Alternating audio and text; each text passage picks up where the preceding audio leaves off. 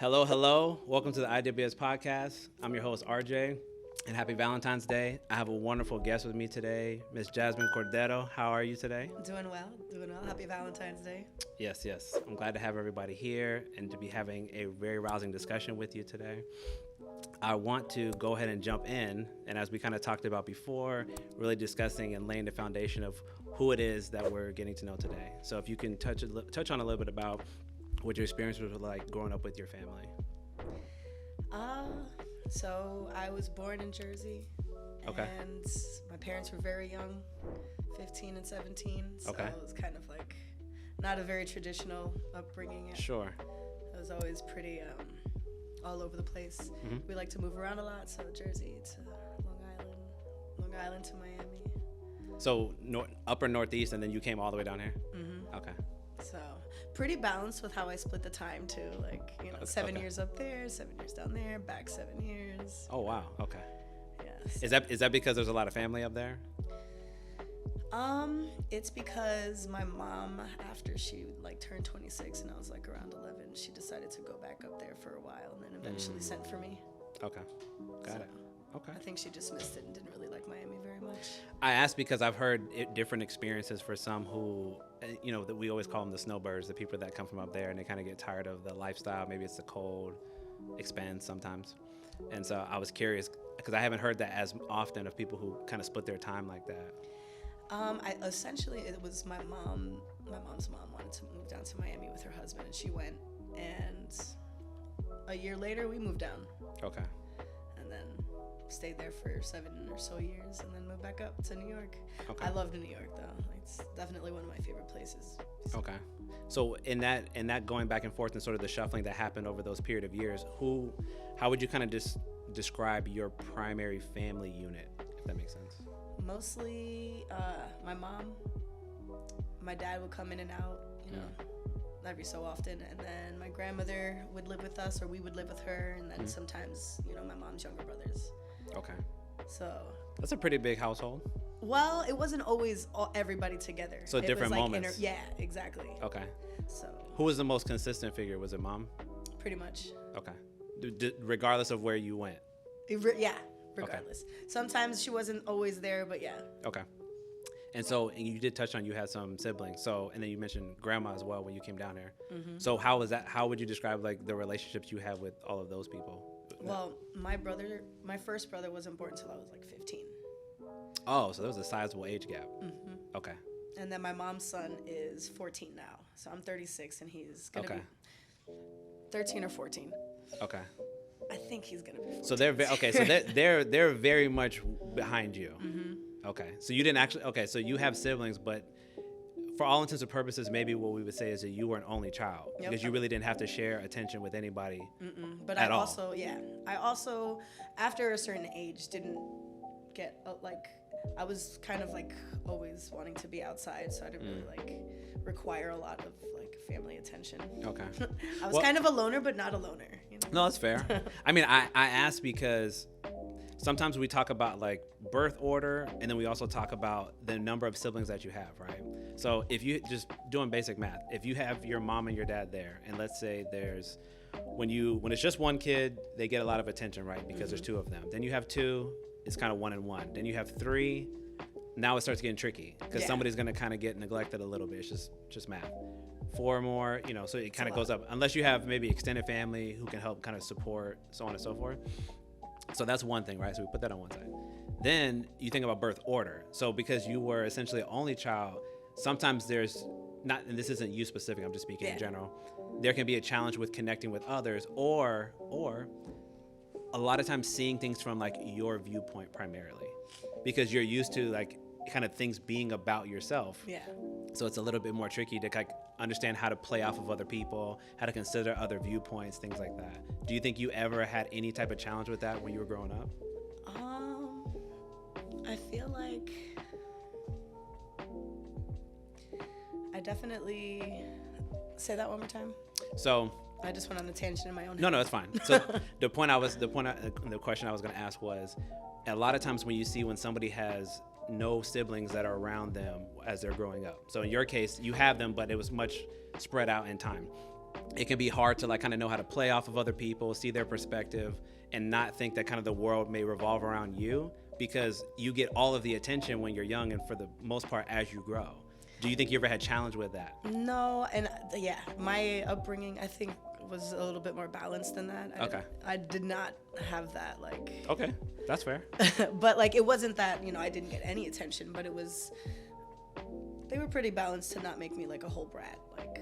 That's good. That was, like, the whole point, No, absolutely. And again, I only say it because it's not so much that I try to put people in one box or another. It's just kind of understanding the way parenting works, because I'm a father as well. So I talk a lot about how it is to parent and how the type of circumstances and environments we set up for the kids. Like, it's going to play a role. I feel like I was so overly independent from, like, birth that my family was just like, okay.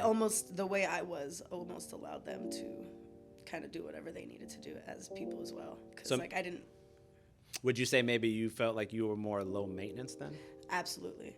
Okay. Like, I try to be the caregiver, especially like in the last 15 years, but like I've always been there, even if, we're all kind of estranged at some points, I try to be there, and we have that where we give each other space. So it's like, it's never been, we're not that kind of family, like, that even does that.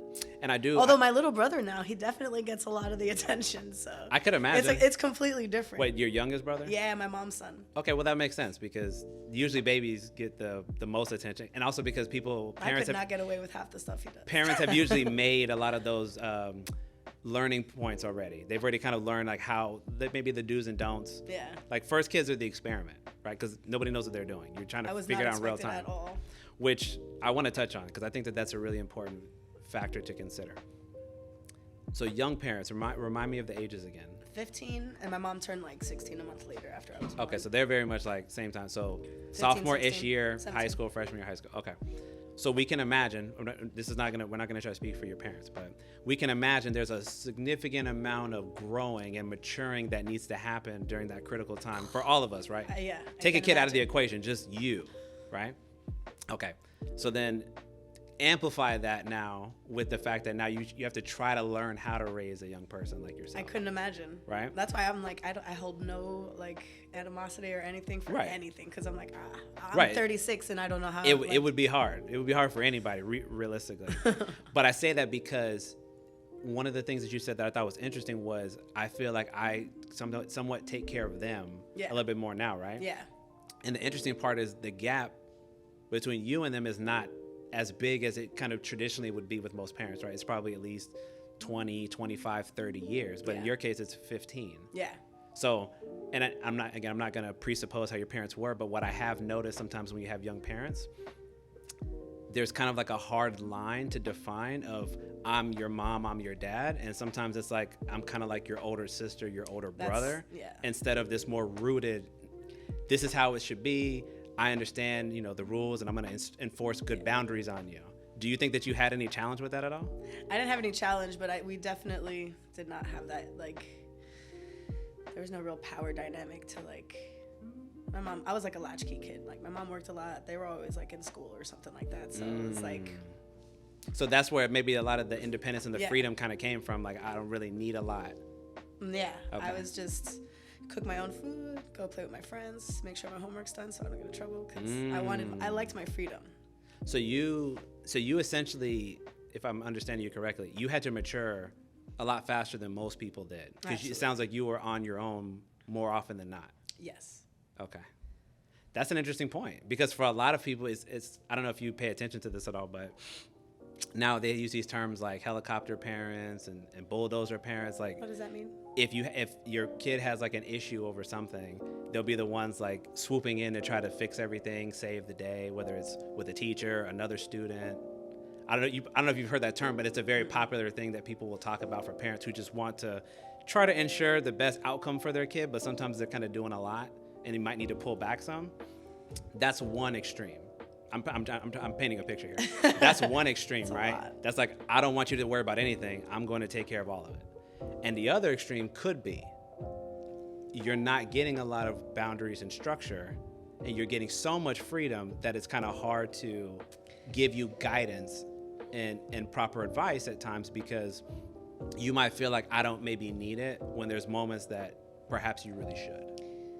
I would say, so when I was like 11 or 12 is when my mom kind of disappeared, and so did my dad at the same time. So like I was with my uncle for a bit. Yeah.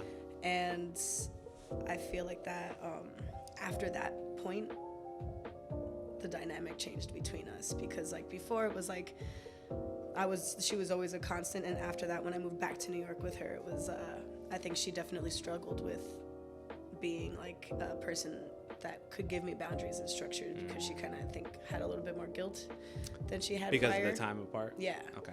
So I wasn't really a crazy kid either, so it's like the most I would do is skip school. Well, I mean, which is good, right? Because yeah. I mean, I went to school by the beach, so it was hard not to go. If I want to go. No, I would say like it makes sense then that on one hand, maybe they were fortunate that you weren't really adventurous. Maybe like to the point where, you know, maybe you got involved in some things maybe you shouldn't be. Yeah. But at the same time, like you said, maybe noticing that it would be harder to enforce these rules when we've kind of had a little bit lapse of time where we've actually been present. Is that what Absolutely. you're saying? And my dad, I lived with him for a little bit when I was like 16, because we were having those issues, and I had skipped school, and I got in trouble, I would say like twice in 1 week for truancy in New York City. So it's like the NYPD is involved and whatnot, but it's not like a real thing. It doesn't go on your record or anything. You just like go in a center, and it's Do they pick you up? How does that work? They do. I was trying to go get food.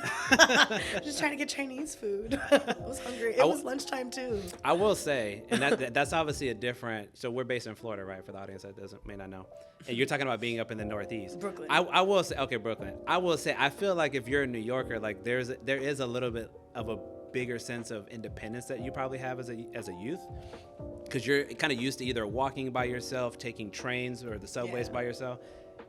Down here, it's expected you're either catching the bus like I did, or you're getting taken to school and to most of the places you need to go. And obviously now we have Uber. So I think inherently there would be more set of independence for you regardless, just growing up there. And then it's kind of like you got a bit extra because parents maybe weren't around as much. So you could really get into some mischievous stuff if you really wanted to. I could have. And I mean, the most would be like smoking weed. But I was like one of those kids that, I don't know, I just respected my brain a lot. And I was like kind of... Like, I don't want to go too far. Yeah. I'm like, okay. I'll wait till I'm like in my 20s to figure some other stuff out. But like, I'm just trying to navigate, like not going crazy. Totally fair. So let me ask you. So now, obviously you mentioned up to 11, different, maybe a slightly different relationship, and then it kind of changed because there was that time apart. Would you describe the relationship with mom and dad now? Me and my mom are best friends. Like, I love her to death. Me and my dad do not talk. Okay. Me and my dad's son do talk, and I'm kind of estranged from that side of the family. So. From dad's side? Yeah. Okay. Is that also from following that time after 11, or that was like a little bit later? Well, like I said, so for truancy, I had gotten sent to Georgia to live with my dad for a little bit. Dad was in Georgia at that time? Yes. Okay. So so that's where they live. They're in Georgia, so I stayed in Georgia for about 4 months. Okay. And that I feel like was a little bit more like anarchy than anything else, where it was just like he didn't know how to set any rules, and I was drinking and I was smoking cigarettes in the house with my stepmom. Like, so you're saying dad didn't have rules? He just didn't know how to enforce them. Yeah, and I'm like in high school for a little bit. Okay. There, so. Which is natural, like when we're in high school. That was like the most rebellious anyway. I was. I was gonna say, to be fair, like we're gonna push boundaries that time anyway. Yeah. So that's totally fair. Okay. And I the reason why I asked is because I talk a lot about on this platform and in general the relationships that parents have with kids, and then if you really want to break it down, right? So in a relationship that you have with anybody, it's going to require significant effort and time. With kids, it's a little easier because you give birth to them, so there's like an inherent level of forgiveness that they'll kind of give you, right? Whereas other people will probably walk away from you. But the point is, you still got to earn it, right? You have to work at it like any other relationship. You're not entitled to anything. You have to actually create that and then maintain it. So when you were talking about, me and my dad don't have the best relationship right now, but me and my mom are closer.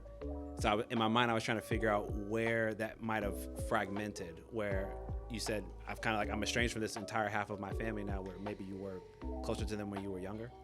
It's not that we were close. My dad's side of the family was always kind of, I think, did not really care for my mom. So because my grandmother didn't really like my mom, it wasn't a peaceful time to be around. Oh, okay. So I mean, That makes sense. we lived there in Long Island for a little bit when I was like a kid, but Okay. it's just very chaotic, and people not dealing with their mental disorders, Okay. and projecting it as different things. So for the most part, because of that and sort of maybe the disposition grandma had with your mom, you naturally grew closer with mom and mom's family. Yeah. Okay. And it's really just my mom. Oh, just her. So not even your extended family? Not her younger brothers. Yeah, like we text here and there, but Sure. yeah, I'm not really that close with a lot of people.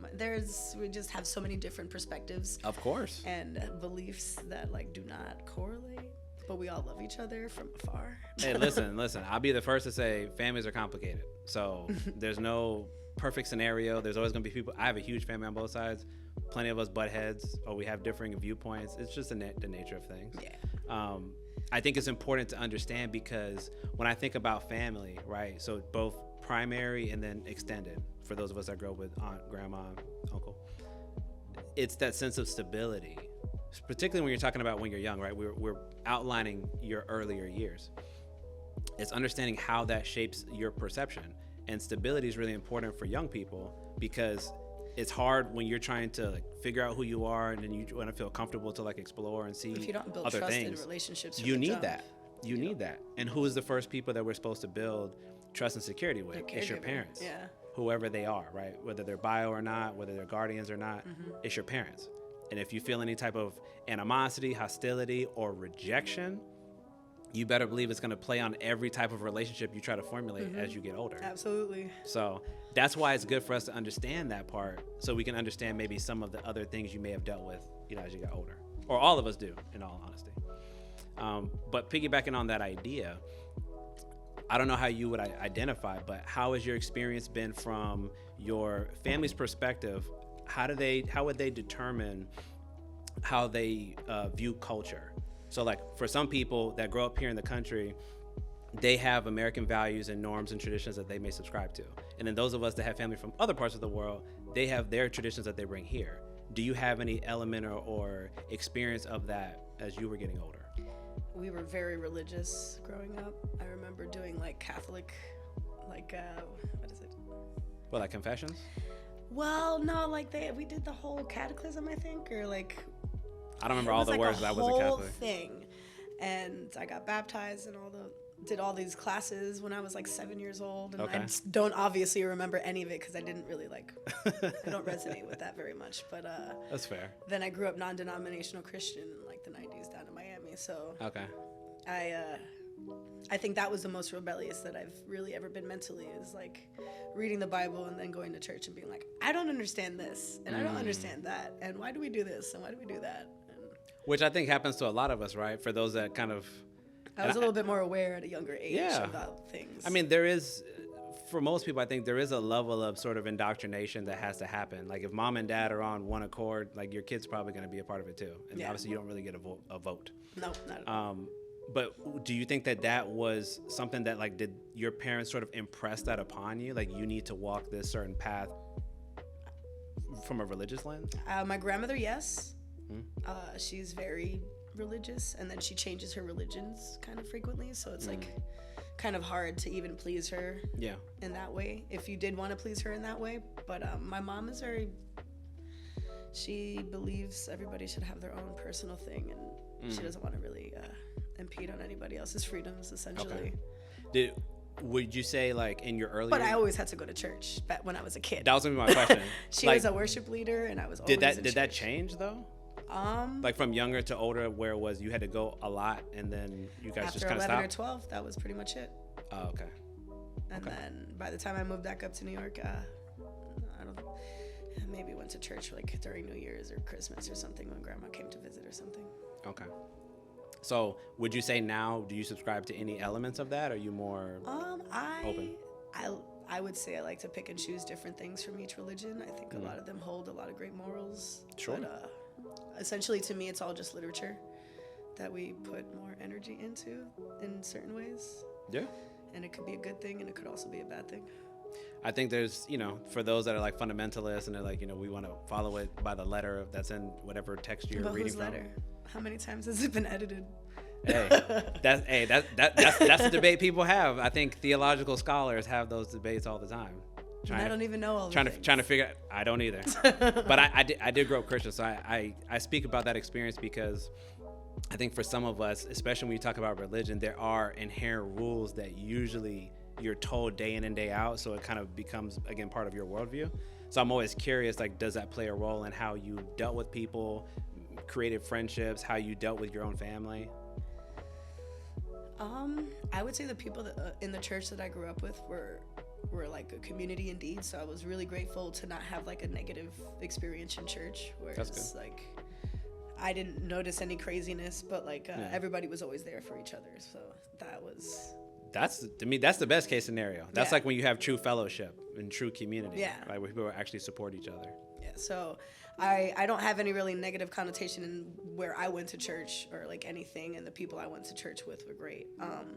I still hold on to, respecting and having a personal relationship with God, source, whatever it is you want to define that as. I still believe in source, or, I don't really believe that we as humans know everything to really. I think we can all fundamentally say we don't know everything. There's a lot of unknowns out there. We're still trying to figure it out. But I'm accepting of all things. Like, I think I was Buddhist for most of my 20s, to be honest. Oh, okay. And still I hold more of Buddhism and Taoism than anything else. And I feel like that brought more peace into my life. Just to clarify so that all of us know, when you say Buddhist, are you talking more from like Chinese Buddhism, Indian Buddhism, or like, other Asian? More Indian. Countries? Indian, okay. Indian, and I got into Thai, like Buddhism, but it's a little bit much for me. Okay. I mean, I don't have much experience there. I know a little bit about there are some differentiations depending on like where you went. Cutting my hair, I just don't know. Oh, is that a thing? You have to cut your hair off? Well, in some of the temples there, if you're even allowed to be in the temples there while you're a woman. Really? I didn't know when. In Thailand, I know specifically. I'm surprised women would have to cut their hair. I mean, for men, I would think, yeah, it's for that sure. release. It's that letting go of the. I mean, listen. Indoctrination of glamour and. I've heard.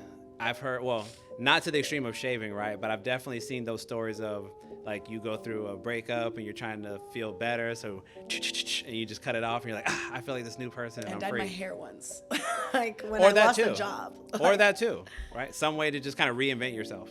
Yes. Okay. I usually just travel. I disappear into the mountains. That's how I reinvent myself. So you retreat. Yes. Kind of like what was it?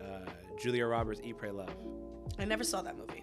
Okay. Well, she retreated to India and she actually went to like the different temples and was praying and all that. I go to California and like I was, as a Brooklyn girl, I hated nature and was scared of all animals and like. That makes sense. You're in the concrete jungle. I thought animals were scarier than humans, and then you're like, you go into like a hiking trail in California and like people are way worse than animals. Like, I don't know what I was thinking. As long as it's probably not like a mountain lion. Oh. Because I believe they eat people out there. Well. Big sticks, but make loud noises, and you're fine. Just do it during the day. Yeah. Do it during the day. We don't want to risk anybody getting hurt. I've only had one experience, and my friend got really loud, and it left. Okay.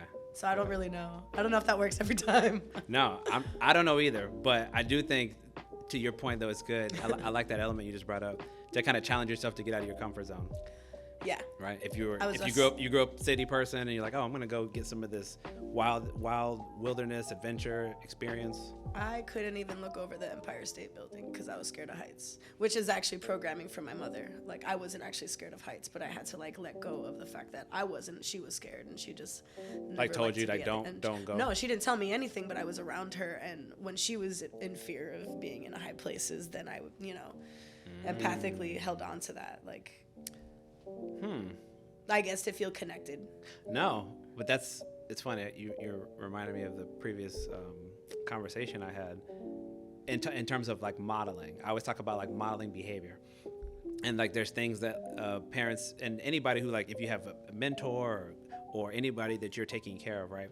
You have an opportunity to impress and influence, right? Absolutely. So sometimes with parents, you're not like, they're not explicitly telling you in this scenario, like you said, don't go on these high buildings and look over, nothing like that. No. But you can tell based on how they behave, how they carry themselves, that you sort of learn the do's and the don'ts. Yes. Right? I was an observer. So like, my mom didn't have to tell me a lot. You're picking up on whatever you see that's happening? I literally watched everybody, and I learned to not question anymore because I was so aware sometimes that it would make people uncomfortable. So down to that, like as a toddler, I remember a lot. That's very interesting.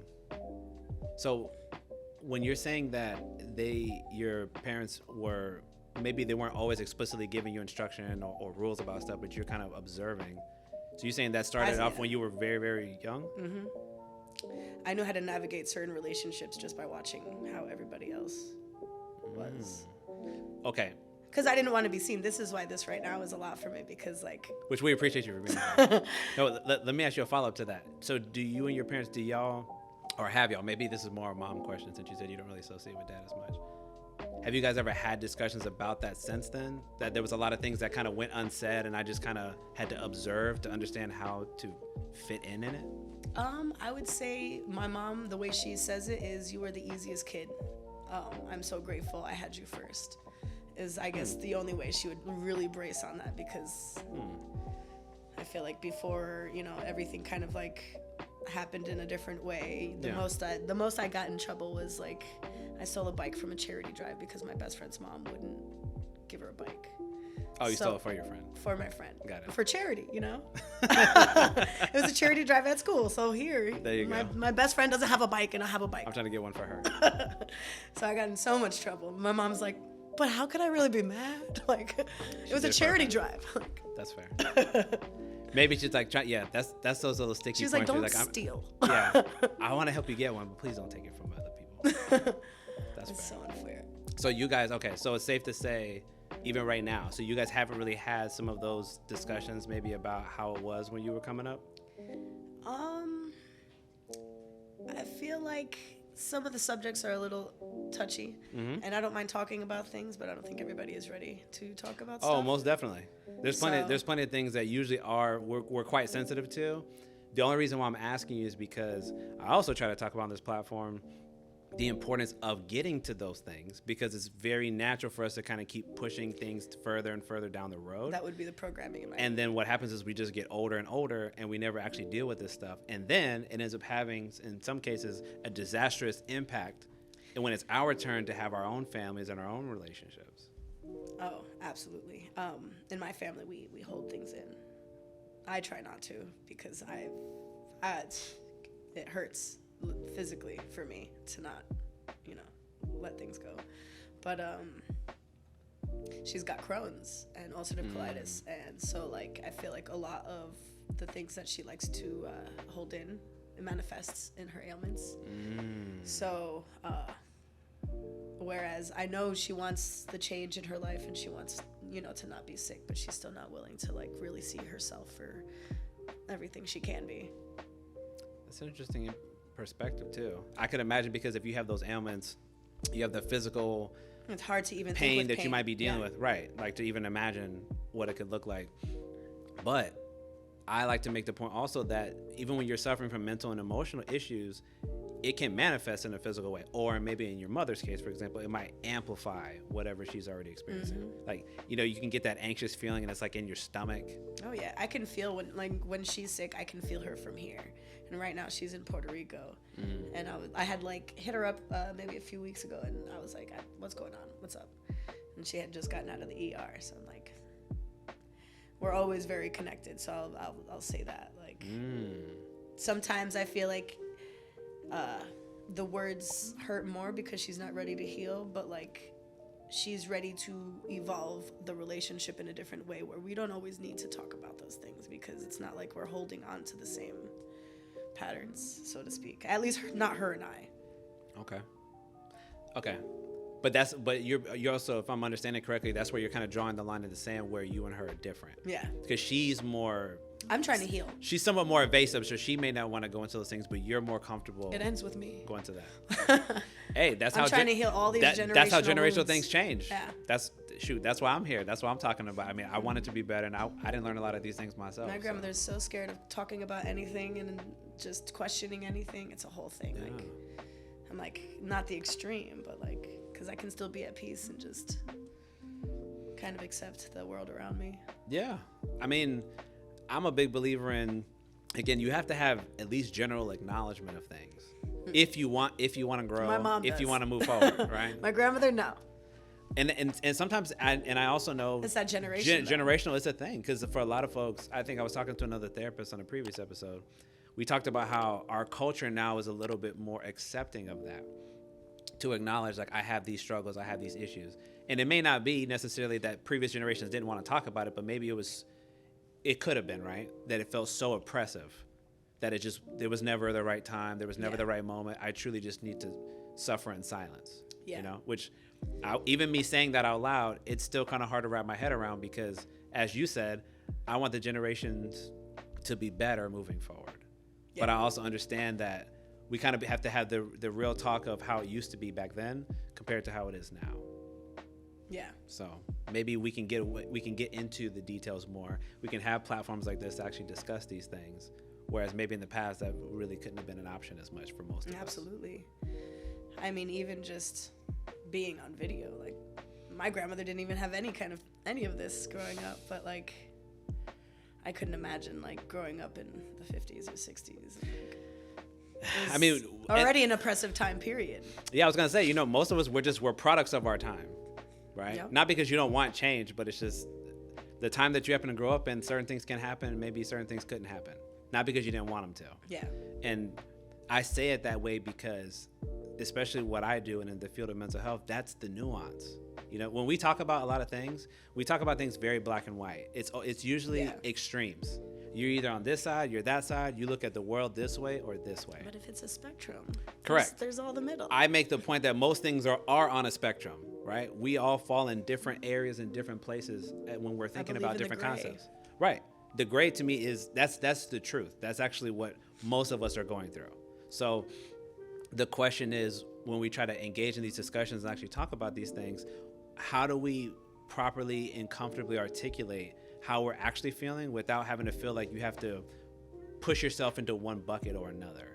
Because I think that doesn't lead to productive dialogue. It actually makes it harder for us to connect because we're not being very honest. Do you have any thought about that? Say that again. A restructure? No, so I'm talking about these extremes that we tend to go into when we're trying to communicate. A lot of times we kind of go one side or the other. But as you acknowledge, a lot of things are gray. Yeah. But if we continue to put this like kind of dynamic where you got to go on one side or the other, it makes it kind of hard to understand. I think fear is a big part of that, because like you have to even like see another perspective or see that there's more than just black and white. You have to brace that fear. Like, yeah, that's true. Why don't you want to think that there could be another way, or why? That's a good inquisitive question. If you really want to learn something, right? if you actually want to learn, you would ask that question. Yeah. Why would it be so bad to allow somebody here to speak a different viewpoint than one that you already hold? And why wouldn't we be? I mean, I feel like whereas everybody wants to be so independently unique, people also don't want to be different. Oh yeah, we know that. I always get that expression wrong. The nail that sticks out is the one that gets hammered. However that thing goes. Story of my life. If you stick out, more than likely people notice it. Sometimes they shame you. Sometimes they make you feel bad about being you. I mean, I'm not going to go on a tangent because we could put almost anything in that example. The point is, we want to usually be a part of that community, whatever that may look like for us.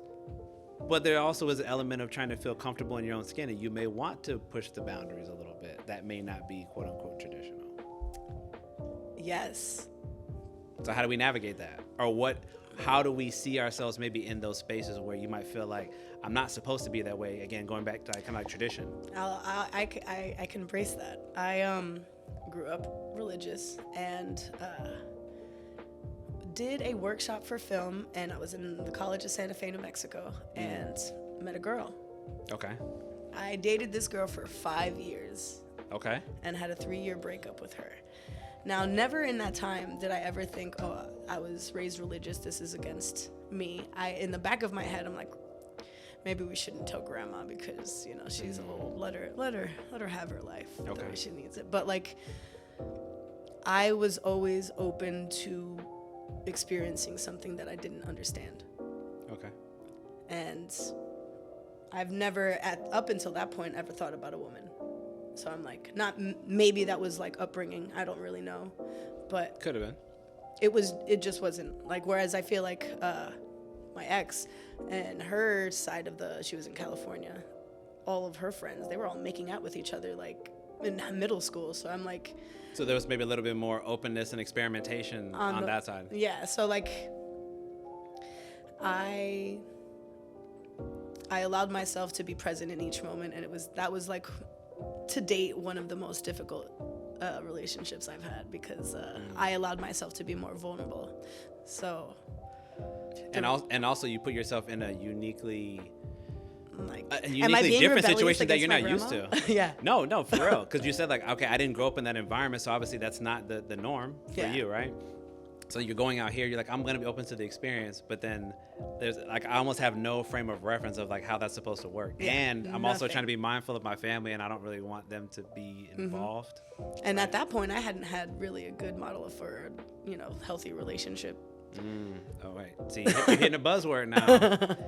Models, right? So then we talk about, let me circle back for those that may not have caught that. So we talked in the beginning about how you are a product of young parents. Why does that matter? Why am I even trying to draw a point there? Because usually what happens is, and there's no, to reiterate, there's no book that teaches you how to parent, right? So I don't hold parents to like these unrealistic standards because they're always going to make mistakes. We, including myself, will make mistakes. But that's how we grow. When you're younger, you're inherently going to make more mistakes. Like, number one, you're more impulsive, your frontal lobe, your decision-making center of your brain is not even fully formed. Yeah. So there's a lot of stuff you're just going to do, right? It's just a part of the process. But if I have a little one and I have to try to figure out how to enforce these boundaries and these rules while also creating that warm, inviting space, that's going to be really hard when I am still trying to grow and to develop myself, right? So I have those challenges, put that on the one side. Then you talked about, okay, I didn't have the best model, right?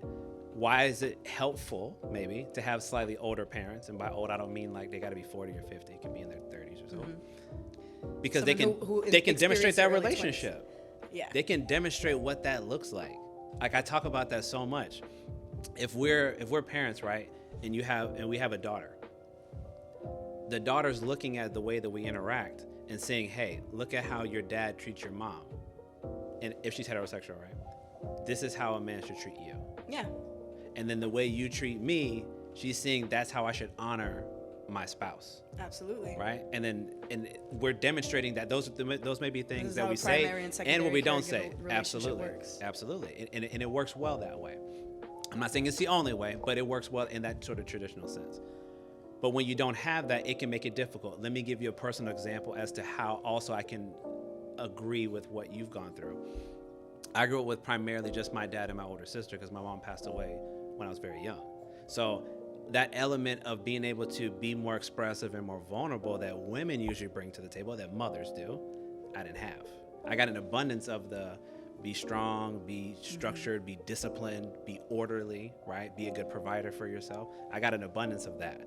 Not really any of the warm, fuzzy stuff that especially helps you when you're trying to develop real relationships with women, right? That's just a byproduct of my circumstance. We all have different circumstances. We don't pick those, right? Yeah. But it's more just trying to understand how we may interact and engage with some of these challenges that we end up dealing with based on our starting point. Does that make sense? So to me, like, that's very comparable to what you were just describing. Like, you got young parents. There's a lot you're not going to probably learn, you know? I mean, they didn't even get to go through their early 20s where you kind of like, I feel like I didn't really figure out who I was until like after that breakup. Yeah. To where I'm like, that's when like the real rebellion came, where I didn't even want to be myself.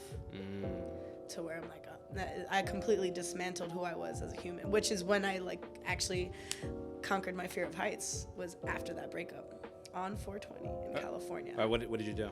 I went for a hike and I climbed. I was in Thousand Oaks and Wildwood, and I climbed to where this little tiny baby waterfall, maybe 30 feet, and I jumped off. There's like a little pool, and it felt like I was falling for like 5 years. And like in that like 5 seconds that it took to fall, 5 years in my perspective, Sure. I realized that there's no way I can control, even if I did fall, like, and then it made me contemplate death, where I'm just like, well, if this is the last time I am alive and I do die, like on this jump, like, what can I look back on? At that point, I had been in love.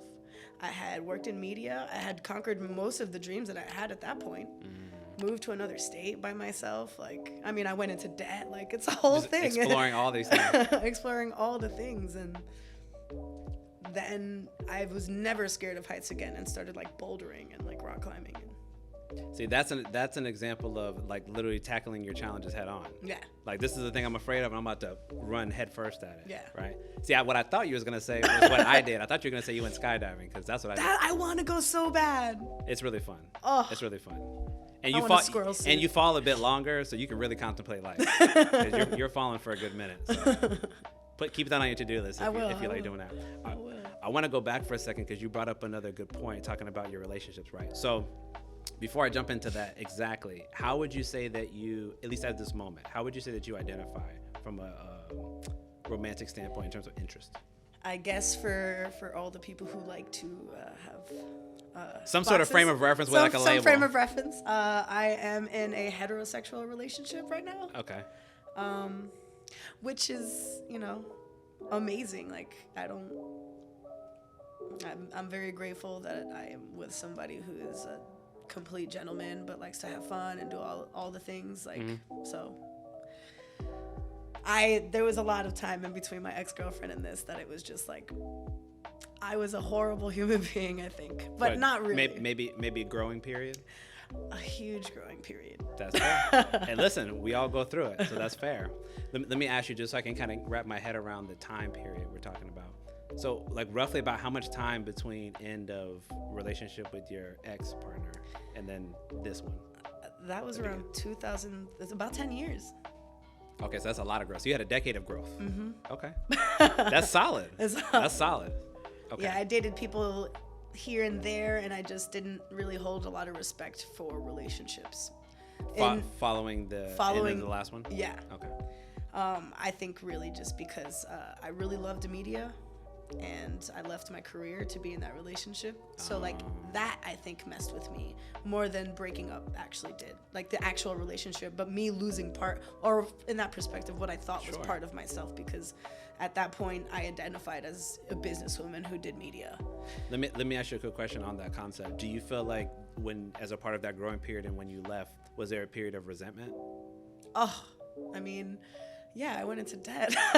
I had a 780 credit score, and like by 18, and by the time I was 25, I was like this hippie traveling the country. Wait, was that exclusive for that partner, for that relationship? That's why you did all that? No, I mean, it was just because, that's just... Or that was just you living life, just kind of exploring? I mean, yeah. I mean, if you're asking about me moving to California, yeah, that was for the relationship. Okay. Okay. Essentially, she didn't believe I could just be like with a woman. So that was my challenge, because I like women and men. I like people. I like energy. I don't know. I can't even say I hook up with a lot of women. Was that also the only one that you have had, like, significant romantic relationship that you've had? Yes. With a woman? Yes. Okay. I mean, there's only you said 5 years. So that's obviously a big chunk of time. Yeah, it's a big chunk of time. Lots of exploration, lots of different things. We were like 18 to 24-ish. Okay. Okay. No, and I think that that's important, especially for us listening, because again, some people are going to identify with that, right? Like, how does one determine even when we were what together, they like? We didn't say we were lesbians or anything. We just never. We're Jasmine and Janine. You just connected, and then it somehow this is what we're doing now. It built from there. Yeah, that was pretty much it. There was like never all of this. See, I always find at the most we were engaged, and that was the most. I always find that stuff so interesting, because this is the very nuanced discussions that I think we need to have now, especially, again, going back to the labels, right, when I kind of asked about it, because we don't want to necessarily subscribe to stuff right now. Yeah. But we kind of, at least to me, I think like we use it just to kind of get a starting point of like, what do you even are interested in, and what do you pursue? Who do you allow to pursue you? Yeah. Right. So let me ask you a question on that concept, and I'm curious. I'm gonna actually ask you in both ways. Can you lay out for us, how do you think a man should approach you if he was interested in you? With full respect, we know you're in a relationship. And how would a woman approach you? Or maybe would you approach a woman if you were interested? However you want to I honestly I'm horrible at approaching women. Horrible. Like, they approach me. Like, I do not know how to, like, I mean, I joke around a lot, but like, I am not good at that whatsoever. It just always happens. So somehow they find you. Well, with my ex, we took a nap together and that was it. Like where? Because we were both at that workshop in New Mexico. Oh, okay. So I was from New York, she was from California. So like, I don't know, the first day we were there, we took a nap together, which was not a touchy-feely person at that point. Okay. So everything It blossomed from there. Yeah. Okay. So. And then the other girl, I had a really close friend that she used to like to experiment with me, and then that was the only other longest girl situation that I've been in, but we were in like emotionally. Oh, emotionally invested? Yeah, it was just more of a physical relationship. Okay. So how about on the male side? Is it more or less the same then, that they're typically coming to you? No, I would say I'm a little bit like, I don't know, especially like a few years ago, I was just like a savage, I think. Like, so you would go to them? I developed a bit of an addiction to sex after the breakup. So as a part of what I think that healing and growing time. That was the direct thing after the relationship that I noticed. I started smoking cigarettes again, and then all that. So, okay. Which cigarettes was the way I actually connected with my parents because my mom left, and I was always against cigarettes. And when she left, I started smoking cigarettes. So I was like, I didn't realize that until 2 years ago, where I was in the mountains, and I'm like, I am done smoking cigarettes. Like, I'm over it, whatever this is. Yeah. So I figured out what the association was. No, that definitely makes sense. I mean, it can be like a way to kind of feel close to that person. Absolutely. If that's a habit that they had. Absolutely. But when you say that, for that moment, you made me think of not just the opportunity to connect, but in ways that you were maybe trying to cope through the situation, which, again, kind of put my therapist hat on just for a second. We know that's not really coping. It's more just avoiding, whatever the feeling is that I need to sit with. Like, I need to sit with I'm hurt, I'm sad, I'm lonely. At that point, what do I do with this? Yeah, I wasn't able to even grasp that concept. I can sit there for other people's healing at that point. Okay. I wasn't ready to even. But you weren't giving yourself the space. No. I was allowing myself to be in nature, and that's about it. Which was like the first step. But like, no, I didn't start doing the real work, and intermittently. But like up until like the last few years, where I'm just like, okay. Something had arisen from the addiction that had come back up, and I was just like, so did I not? Well, if I haven't had a relationship that's actual, like, I didn't respect a lot of the men that I was with. Not like in the horrible way, but I wasn't vulnerable in any relationship. So you made sure you kept like that emotional wall up. Oh my God, so many walls. There was like a maze of walls in there. Like, I just don't even know. I didn't realize until like even recently, where the guy that I'm with right now, he's just like, I don't ever want to give anybody like too much. Like, I feel like there is something that's very valuable about keeping some of who you are to you. Like, and I can appreciate that. I think to me that what your point is very well said, and I think about it in terms of the confidence and the trust you must have in that person that you have to build with that person. Yeah. Right. So, starting off day one, I don't expect you to like pour your soul out to me because. And a lot of people want that now. You got to feel comfortable. Like, I'm huge on comfort, right? Especially like anytime you're sitting down, even right now, there's not an expectation that I'm going to get X amount of information from this person. It is slowly but surely over time, I want to create that environment where this person feels comfortable enough to want to volunteer that information. Not because I'm probing them. No, holding because space because they're genuinely like, oh, I really want to tell you this because it just makes me feel good to express this to you, right? But depending on the environments that we come from, a lot of us don't learn that, right, growing up. So then naturally it's really uncomfortable. Again, men, we typically don't do that because it's just never okay for us. But on top of that, going back to your relationship example, so when you're coming out of that and you're trying to figure out, okay, am I ready to deal with any of that stuff? And it sounds like you're saying initially for that initial time after you got out of it, you're like, no, I'm just gonna live, and then maybe I'll get back to it at a later time. Oh my goodness, yes. I didn't even realize what I was doing, but what I was dealing with like some ulcers and stomach situations. So like I completely changed a lot of things, and like I was healing other things. Okay. So like Western medicine, I was healing the symptoms of what I was experiencing, not realizing that what I was experiencing was like a byproduct of what I was ignoring. So realer words never said. Getting to the root cause, right? That's essentially what you said from a physical perspective. You got to get to the root cause. That's how you deal with stuff, so symptoms don't always have to keep manifesting. So I worked at this macrobiotic school. I've never been so healthy in my life when I was there, and I felt like I was floating. And in that, I realized that I was not dealing with any of my emotions from childhood, from the relationship, from just being in society in a way that I didn't really understand who I was anymore, because I was still traveling and like kind of dismantling who I thought I wanted to be, especially before the relationship, where I'm like, that, I don't know why that was like the biggest thing, because I'm like, I didn't even feel like in the moment I identified as like somebody in media. Whereas like I don't understand why I held on to that for so long, like in my like after the breakup. Oh, you haven't? You saying even now you haven't? No, I have now. Like that's why I'm doing this now. Like I'm like, I did everything in my power to like just not be anywhere in media, except like maybe help out a friend plug in some speakers for a show, in which I'm not on camera. Wait, I have a question then, and I'm trying not to pry, but I feel like you said something that in my mind like kind of clicked when you said earlier, talking about you kind of you agreed that you may have had some resentment following leaving your career and what you had built to go be in that relationship. Do you think that was somewhat a response why you then pulled back and were like, after the relationship was over, I don't want to do anything that had to do with that? Absolutely. Okay. I never wanted to be that vulnerable again, but I didn't realize in that moment, because like I'm still like Jasmin, all free love, like I'll hug you, like I just want to make you feel like amazing in the moment, like I'm like dealing with my own trauma, but like everybody's having a good time. Sure. So it's I had to like break that down, because it's like I also want everybody to feel good, and like healing. That's what sparked the addiction sexually. It was because I realized I was making people feel good, and then I started getting high off making people feel good. But then it circles around you actually dealing with your stuff. Oh my God! And then you don't realize what you're doing. After a while, it's horrible. And then, I always talk about I didn't have a guide. I didn't have YouTube. Like, listen, we're creatures of habit too. Like when you get used to doing certain things, it just becomes your norm, even if it's unhealthy, even if you don't like it and you're trying to change it. Dude, people had no idea who I was. Like, I had friends for a decade, and they didn't know any personal tidbits about me. They only knew what we experienced in each moment for about a decade. Because you had that huge wall up. Oh my goodness.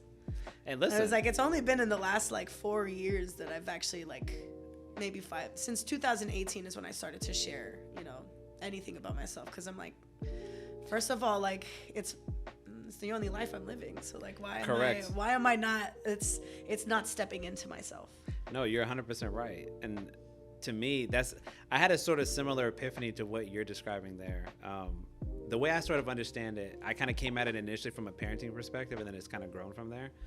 The idea that when you have a kid, your objective, this is just my opinion, your objective is not only to guide them and give them structure and wisdom and love and embrace and all of that, but to also share a lot about your lived experience, so that way hopefully they can benefit by avoiding some of the pitfalls that you had. Not all of them, because it's not possible, but some of them, right?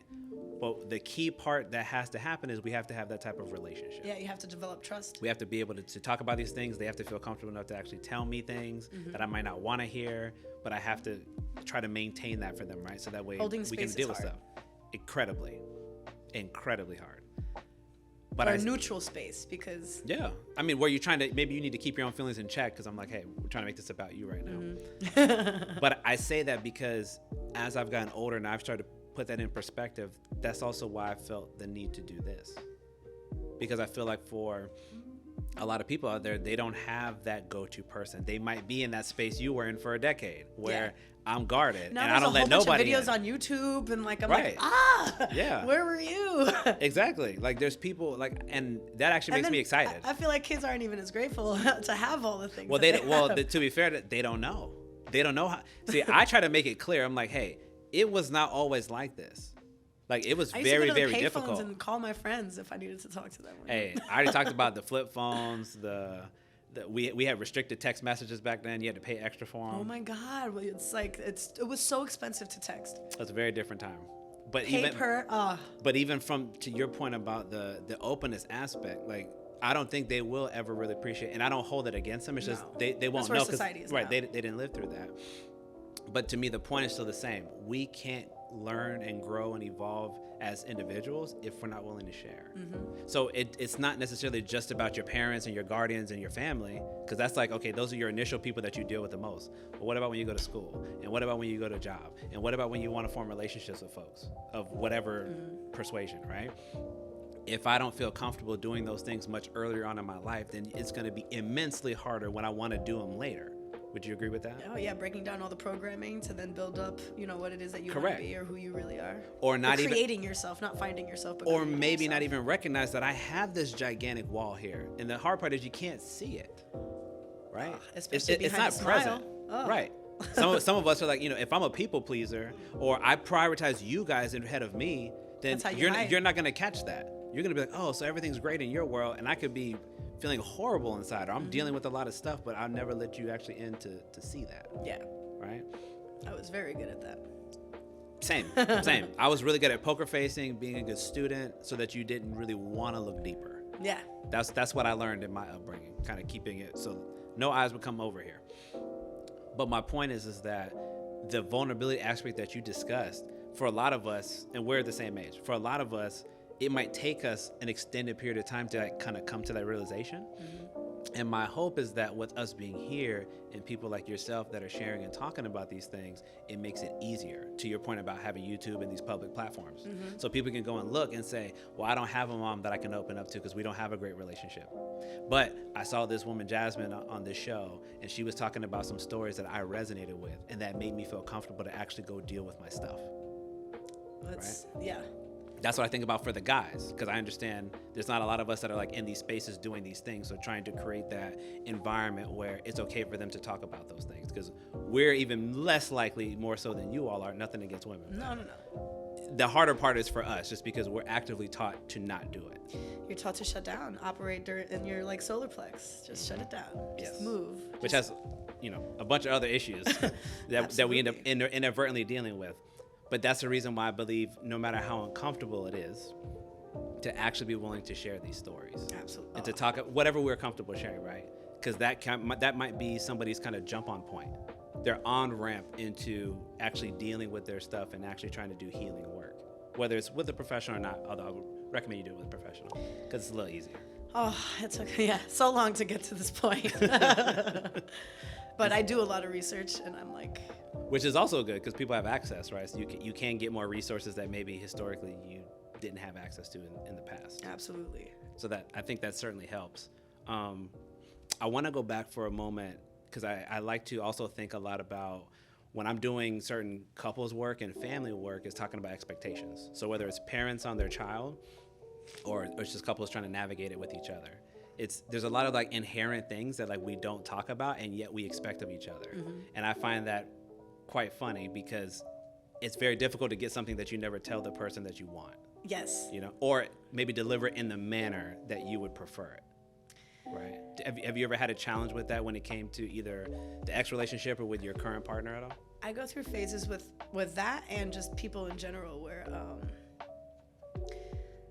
I feel like maybe I might be hyper aware about a situation, whereas like if someone's not ready to like even approach that topic, then me bringing it up like makes it go crazy. So yeah. I've kind of tried to like not walk on eggshells around people anymore, but also like be able to be like, well, I sense this, but I want to, if you want to talk about this, I want to be able to be there and talk about it. But like, I feel like the more we ignore it, the more it's not going to be talked about. And like, I allow people to, I don't know. Like right now, I'm like in this relationship where I've never done any of the things that I'm doing right now. Like taking it very slow. Like I've never dated anybody really. So you're pacing yourself now. Yes. I literally, that's it. I smile at you. We're having sex, and that's it. We're hanging out. That's how it was. Wait, during that decade? Yes. Okay. I'm just like, that's it. I smile. We're done. Like, come on. Like, I never dug deep with people. So now we're pulling back the layers and really experimenting and exploring. Mm-hmm. Now whereas I feel like he just thinks I'm trying to be coy and whatnot. Whereas I'm like, no, I really had an addiction. I've lost jobs. Like, it was a struggle. Like, I literally lost myself in 2019 because of, I'll just might as well be vulnerable. I had a video come up from one of those experiences that I didn't realize was being filmed. So then I had someone else come up and say, hey, I saw this video. I didn't know you did this. So privacy was being violated. Exactly. And I'm like, I don't even know who that was anymore. Like, I can't even go back to resolve it. So like, how do I navigate this now? Because like now in my head, that's it. I'm destroyed. The internet is forever. Like, like what if my family comes across it? Like, Absolutely. I lost myself. I went to the mountains for a bit. No, I went to New Orleans and then I went to the mountains. That's actually a very interesting point that I kind of pay attention to, but I think in full transparency, the only context I've ever seen people discuss it in is in like sex work, or you could talk about like revenge porn, but I usually seen it in sex work in terms of you have a period of time where you're engaging in acts, and then obviously you grow, you mature, you turn into whoever you turn into. Yeah. And then maybe you feel some type of way about what you did when you were younger, but then it's hard for other people around you to accept that you have grown and you've changed into this person you are now. Yeah. That's the only context I have seen it in, but in your case, it was completely like somebody took advantage of you. Yeah, like I thought he was taking a picture on his phone of something, and then it turned out that there was 3 cameras in places that I didn't see, and it was a professionally done video. Oh wow. Whereas like, this is not what you said, like this, and it was like. So you legit got like blindsided. Yeah. Okay. I'm sorry to hear that. How did you even get those angles? Like, I didn't even see a camera in any of those places. Like. So you were probably dealing with a professional. Yeah, or somebody who at least had experience. Yeah, there was like 3 videos, because it was like 3 different occasions, like over like 2 years, where I'm just like, okay, that is horrible. You get them deleted, and then you're like, well, do I go down the legal route and try to get it taken down and maybe get money out of it or whatever? Or do you like let it go and be like, okay, well, I have to deal with that either way. Not the video, because it's already done. Like, believe me, it took me a long time to get there. Like, I would just sit there and cry, and I'm like, I didn't even want to have sex. No, like, I could imagine just being. I could totally Horrible. imagine being in that situation. Like, again, I'm like, if I wanted kids, like if that comes out, like Yeah, you see those things happen. Like, but that's definitely, regardless. The point is, if I wanted to be a politician, now there's a video. Yeah, and in your case, something that you didn't want to happen happened against your will, and that's never acceptable. Yeah. Point blank period, because that's you didn't have the opportunity to even give your consent. Yeah. Right. There was no paperwork, or there was if you did consent to something, it wasn't what it was presented as. It was a picture. as. It was supposed to be a picture. Right. No, and I think that and I'm like, okay, digital. I was trying to be like okay with the times. People want digital stuffs. But there's limits though, right? And you need people to be a little more in depth and detail about what they're doing. 25, 26. I know now. Speaking of that, I think that's a good opportunity to ask you a question, especially because you're talking about essentially that decade was your 20s that you're referring to. Yeah, I think around 24 or 25 to about 28 is when it was really crazy, and then I moved out here, and it starting to calm down a little bit. I started to calm down, but really kind of not. But yes and no. It was a different kind of calm down. A little bit of back and forth, somewhat. Okay. Yeah. Okay. Stay with that thought for a second. Where I would be abstinent and then not. Okay. But I want to ask you a question on that idea, because I think that this is an important point that you can give us insight. So imagine, let's go back to 24 or 25-year-old Jasmin, like maybe it's 23, right before everything had kind of gone down the way it did. Her or any other young lady that might be in that position in life, based on what you know now, right? What's something that you might offer to her or your former self to try to gain some insight, so maybe they can avoid some of the challenges that you've had to deal with? I mean, I wouldn't be who I am right now if I didn't go through any of those things. But True. I would say that if you don't challenge yourself and get deep with yourself real quick and like forget about everybody else around you and just really like, if you don't challenge yourself, it doesn't matter what story I tell you. If you're not ready to like go deep with yourself, there's nothing anyone can say. True. So I would suggest finding out why it is, quicker than I did. Why it is that I'm even fucking doing this. Right. Like, why am I expelling this energy to these people that benefit them in a second, where like everybody feels elated, but like. What about you? And I didn't even think about that until way later, where I was just like, still like on the, it was actually a drug for me where I didn't even, it was just like. Like the dopamine hit? Exactly. Whereas I feel like my third eye was calcified and I wasn't seeing anything, whereas I was feeling everybody's energy, but I wasn't allowing myself to like think about anything, or I was operating my solar plex. Okay. But I would say sometimes you do have to just go down the road either way. No, true. But true. I feel like the more vulnerable you can be with yourself, the better it is, because I wasn't allowing myself to be vulnerable in those few years when that started. Yeah. Because it's, you can always trace anything back to childhood. So it's like, as we learn how to pivot in childhood, like that's, I feel like what I kept. I didn't want to be seen, but I wanted to be seen. And that's like literally what the video showed, was like, you didn't want to be seen, but you were seen by all these people. Right. And you wanted to be seen, but you didn't you weren't vulnerable with yourself. Right. You're like, why are you not wanting to be seen? Because of childhood trauma. You didn't, it was better to be quiet and do your things than like possibly getting in trouble and then getting taken away from the family, That goes back to that old adage, like, be seen and not heard. Exactly. I was really good at that, except, sometimes my smile is louder than like people's voices. Like, but that's and I really appreciate you sharing that. That's a very valid point though. Like, there absolutely are certain experiences that we're going to have. And listen, from a therapist perspective, I'm never going to say like, or try to diminish like what people go through. Right. What I try to do, especially like in talking about it here, is I think a lot about outcomes. Right.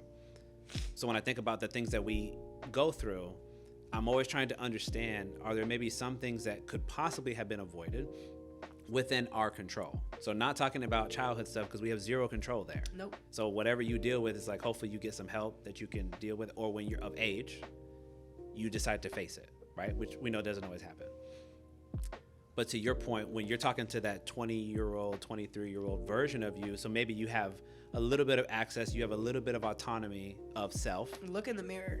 I face some of those things. That's exactly what I would say. Just look at yourself in the mirror. Because I didn't look at myself in the mirror for almost a decade. Like, even getting ready, I just put coconut oil in my hair and go. Like, I don't put makeup on, I don't do anything. Like, so I didn't look at myself for a very long time. And I think because I didn't allow myself to even look at myself in the mirror, or take selfies, or do any of it. Not that I think that taking selfies all the time is healthy either. Sure. But no extremes of any kind. No we're not trying to promote. But like, maybe taking a picture, a selfie, in my deepest, darkest point would have allowed me to look at myself. Or looking in the mirror would have allowed me to be like, okay, what are you really doing? Because I did that one time when I was 11 or 12 years old. And I think it was right before my dad had left. And I was like, what are you feeling? What is it that you're, going through? And like, I had started cutting myself after they left. And I was like, that's when I really started doing mirror work. And I didn't realize what I was doing, because I'm like 12 to 14. And I would just stare at myself in the mirror and like kind of just like, I don't know, get deep with myself. But then somewhere along the line, I just forgot that I used to do that. And so that to me sounds almost like the other things you were talking about, maybe the smoking or the sexual encounters that you had, ways of trying to cope somewhat, but we know clinically that it actually doesn't help us address things. It's just great distractions to avoid whatever it is that we don't want to deal with. Yeah. Okay. I mean, I think number one, it takes a lot of bravery to even be able to verbalize that. Yeah. So I certainly appreciate and honor everything that you're bringing up there, because I can just imagine, because I've had these experiences clinically with folks when they don't have those outlets. Like, these are sometimes the extremes that we may go to, again, because we think we're coping, but in actuality, we're just doing something to like get a sense of release, only to then have to be facing the same issue however long that may come again. Right? That's what I'm kind of hearing you narrating your story. And at the same time, going back to the parenting aspect, to me, again, that's why it's so important. Like, you need at least one person that you can actually be like raw and honest and real with. Because you need somebody that you trust to be able to tell you, like, hey, I don't like when you're doing this, or I think some of these decisions you're making, you're putting yourself in risky situations, and I don't like that for you, you know? Yeah. But when we don't have that, like, again, so then who do you go to? You just like, all right, well, I'm just going to go live. I'm going to go do it, and let's just see what happens. Yep. I was definitely, because I didn't even, there was a lot of those years that I didn't even talk to my mom, like from like 20, not on purpose. Like, we didn't have like a falling out, but, right. you know, we were just time kind of passed. Yeah. You know, she was in Jersey. I was like over here, you know. I didn't really enjoy the boyfriend that she had, so I was, you know, we're all doing our thing. Sure. And I lost my train of thought. Well, I'll bring you back. You were just talking about how you were out there with family. You kind of stopped talking with mom quite as much because you guys naturally just kind of drifted apart, and then also because of the boyfriend you didn't really care for. Yeah. So I feel like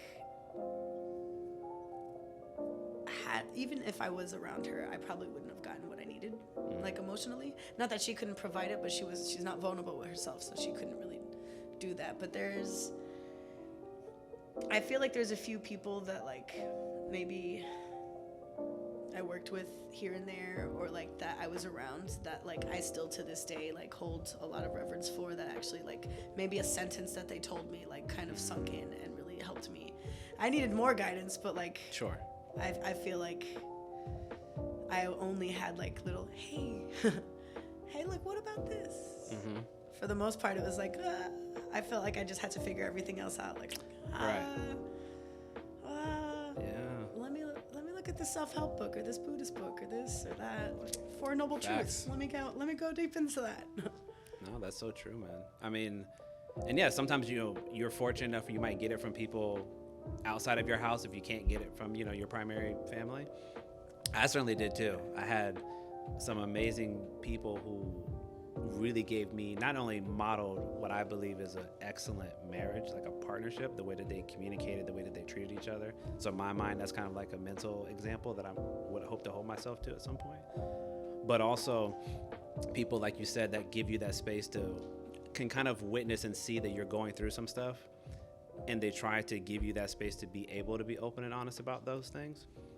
And I know that we don't always have that, right? Because that's just kind of a random chance that sometimes we get that. Sometimes it may take you a lot of years before you encounter anybody that you may even resonate with in that sort of way. I feel like most people don't even understand me half the time because, I'm like on another level with like some things, like whereas like there's a lot of videos on YouTube now, but like I've been having the same thoughts since I was like 5 years old. So I'm like, I feel like back to expectations, because I feel like you're reading my mind, because that's exactly where I was going back to. So thank you. I feel like because people don't develop trust with themselves and kind of dive deep with themselves, it's hard to in each moment be able to gauge that. But if people take a step back a little bit more and become a little bit more aware of like just their surroundings, because what I've noticed in the last 4 months, there's a lot of people that like are our age and older who are not paying attention to anything, like just the smallest things, like a woman crossing the street, like or bumping into somebody, like just having a certain level of awareness and like being able to like understand energy around you will go a long way, because you can instantly tell with at least body language when someone is like approachable or not. Oh yeah, I mean, you can definitely present yourself, if I'm sitting here like very closed off and guard, is a very typical way to be not accessible to folks, versus I can have a very open posture that looks like I want to engage with you.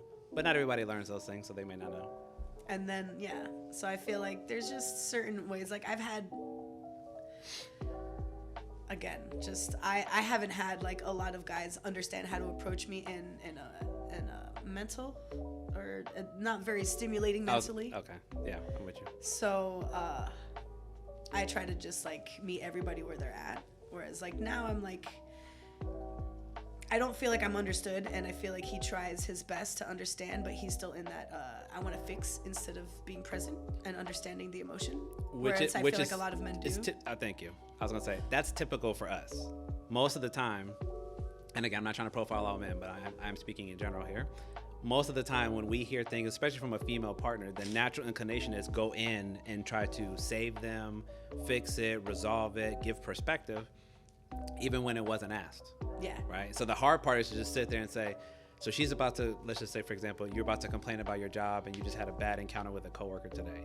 Is to just sit here patiently and peacefully and listen and give you the space. It's hard for us to do that. I don't even have a lot of girlfriends that do that because they always just want to like cut conversations, you know, like I'm like, I actually end up just not saying anything. Like I'll start a story like a lot and then just like get interrupted and be like, and that's why, but no, but your point, okay, hold it, sit with that. That's the example of what happens when you get that, you know, enough times. It's like we can sort of get this impression and the signal that, okay, nobody really cares what I have to say. So I should probably not say anything. That's what happens to most guys when we're very young. And I'm not saying it doesn't happen to women either. I'm just saying predominantly I've seen it happen with young boys, that you're kind of taught like, don't cry, don't be expressive, keep things to yourself. You need to project strength, right? Yeah. So naturally we don't feel comfortable when somebody asks us how you're doing to go in any depth of detail and elaborate on what is actually going on. You're just like, I'm fine, very stoically, right? But that's not great for relationship building because it's not honest. Yeah. Right. And then on the flip side, so that's one side. On the flip side, you need people there to give you the space to be able to want to do that, which I'm trying to promote that for all parties. But we need to understand both of those sides. You want somebody to be willing to come share with you, then you need to provide the space for them to want to share with you. Yeah. Slowly but surely, and then be consistent. Yeah. I'm grateful for the people I have now in my life that even if we had bouts of times where we didn't really understand each other, you know, lately, you know, I have a lot of men in my life that I can go to and actually like talk to, which is not, I think he's been realizing is kind of like unsettling for him as a man to like have a woman who does have a lot of male friends. Oh yeah. I mean, I can certainly appreciate that because for most of the guys that I know, we're quite territorial. So we usually like male friends because, you know, if you think about it from a biological standpoint, there's kind of like a threat. And even from an emotional standpoint, right, which a lot of us, we don't naturally think about. I don't know if I want my partner talking about a lot of her personal issues with other guys, especially if they're heterosexual and if they're single on top of that, because I would think that those are things I want her to bring to me because I want to be her sanctuary. Yes, but so that's also not healthy either all the time. Sometimes you need space. Oh, no. I think, again, we don't want to... I like both. I was going to say, we don't want to live the extremes, right? So, to me, it shouldn't be, okay, no friends, and you only depend on me, because that's codependency. We don't want that either. Yeah. But if a lot of my, and I'm just using it as an example, if a lot of my day-to-day issues that I may be having in my relationship with my partner, right, if I'm often bringing it to my friends before I bring it to him, that's not good. Yeah, no, that's not healthy either. Because that means we don't have a good level of communication with each other, because I don't even bring my issues with you to you. Yeah, I take them to my girlfriend or my guy friend or my parents, and they give me perspective. Yeah. I'm not saying you shouldn't want perspective ever, but if we're going to have a relationship, we need to be able to deal with each other and navigate that with each other. Yeah, I feel like there's a fine line between actually like that almost being disrespectful. Whereas right. And these are things we discussed, right? Like, what is disrespectful? Well, we need to outline what that means. Yeah. What does that mean for you? What does that mean for me? And then let's find that compromise in the middle that we both can agree to. Exactly. And even when you talked about with the expectation side, right? So let me go just a step deeper. When you guys are trying to communicate, or if you're trying to share with him, is there any other challenge that you notice that you have with him other than instantly going into fix-it mode? No, just that. I feel like he's learning how to be vulnerable with himself, but also learning how to be positive and confident to where he was a year ago. So it's like I am understanding his journey, and I completely I am so proud of him. Like, he does music and produces and whatnot, and now he's gotten me to sing. And I haven't, ever wanted to do that. My mom was a worship leader, and my family is very musical on both sides of the family. So it's again not being wanting to be seen. So now I'm literally taking all of the things. It's like, let's get center stage. Everybody can see me. Let's talk. Let's go. Let's do this. The 2023 was literally a complete break out the song and dance. Yeah. Okay. Yep. So you're saying, so that's the primary issue that you would say that you have had with him so and far. It's like not even an issue. It's just like I feel bad that he wants to fix the situation, and I'm like, I've been on my own for a very long time. You are fine. I'm just trying to be vulnerable with you. Right. I'm just trying to talk to you. I don't need anything. Okay. I will ask if I want something, you know? Okay. Because like I never used to be able to ask, and I just, healing is hard. Healing is long. Absolutely. And it takes time. It takes a long time. It takes time. So I just in the last 2 years started to learn how to ask, which 34 years? Get out of here. Hey, listen. I'm the biggest believer and fan of ask for the things you want. Because especially guys, we're very direct. The vast majority of us. And like that's the way we understand the easiest. And again, this is not men versus women, but sometimes I've had experiences with female clients where they talk around the things that they want, or they'll say, as an example, I like to leave the breadcrumb trail and I want him to just kind of figure out what I want. And I'll say, ma'am, you've been doing that for how long now? It may be several months, it may be several years. At what point do you decide to change your strategy because he's not figuring it out? I want you to get what you're saying you want. The best way to do that is sit him down, literally grab his face and say, I would like to talk about this. I need us to deal with this, right? So it may be uncomfortable for you to have to find a way to do that or get over your own inhibitions, whatever they are. But I'm thinking about the outcome. Do you want that issue to be addressed? Yes or no? So then you have to deal with it. Exactly. That's not trying to get on a soapbox. I'm just trying to make a point though, because it's difficult for a lot of people to understand that. And these are some of the nuanced parts of men and women and the way that we communicate, and it is different. I think it's crazy because like when I in the last few years I was dating this one guy, and it was like for me just sex, and as soon as he told me he was in love with me and he wanted me to meet his family, I was like done. And I'm like, no emotional investment. Or try to limit it as much as possible. I mean, I love everybody. So there's like my base love where it's like I understand. But then there's the real vulnerability. What I would consider that's the real love when you let somebody in. Yeah, I know. No, are you kidding me? I look back, I'm like, how horrible. Someone says you're in love with them and you couldn't. You're like, I didn't ghost him, but I was like, honey, I thought we talked about this. We had an understanding. Yeah, and I was like, we don't do that.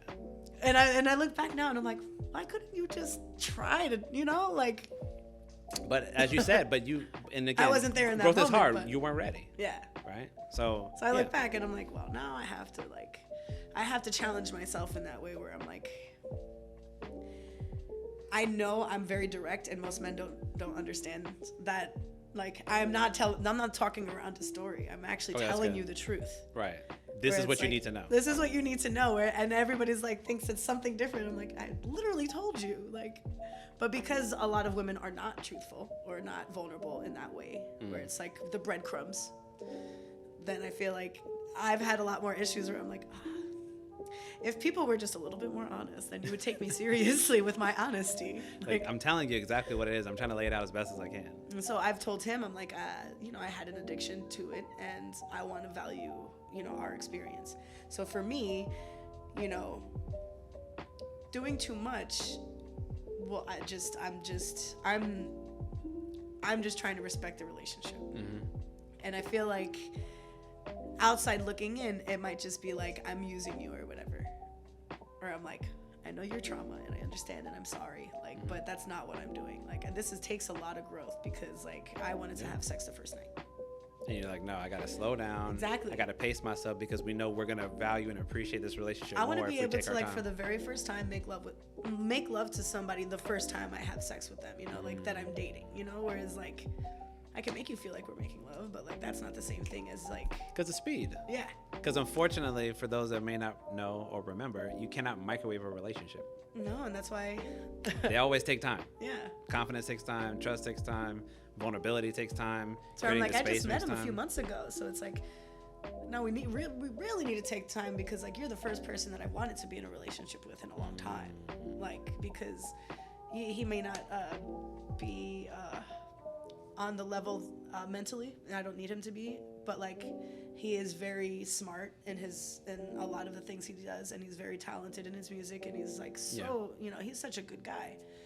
Where I'm trying to navigate right now to like help him feel confident in that, where I'm just like, sure. I think you just think I'm joking about the sex, and I promise you it's not. You're helping inform him so that way he can truly understand the depth and the gravity of your experiences. Yeah, but I think I have to go so deep with him so that to really get it, so he could really understand it, because like he understands it, but he's still on that fix it, like, okay, right, well, I want to hear it so I can fix it. And I don't need it. Like, no one needs you to fix anything, because that's not how it works. That's not how anything works. Right. You have Unless they actually ask you to do it. Yeah. Then maybe. I mean, you can fix my car. You can fix my things. Like, right. You can't fix someone's emotions. That's just not a thing. No, that goes back to the old adage I always like to echo. Change is only going to happen for those that truly desire it for themselves. Yeah. So we can see things as the external person that we think you could change, or we think you could work on, or it might help life be a little less stressful for you. But at the same time, all I can do is provide that and try to reflect it to you in a healthy way. And you have to decide if you're going to actually do something with that information. So I can't impress those expectations upon you and say, oh, I told you to change now, so why haven't you changed yet? Yeah. That's not realistic. And I want to emphasize that point right now because, again, we're talking about expectations. Let me ask you a question. Anytime you've ever tried to date anybody, from the first time you tried up until current person, right? Have you ever broke down any type of criteria of these are qualities that I know that I would like to see in a person, and there's some other things which I call deal breakers where I know I cannot compromise here? You ever put something like that together and actually evaluated a person when you were trying to be courted? No. Why? Because I didn't want to get vulnerable.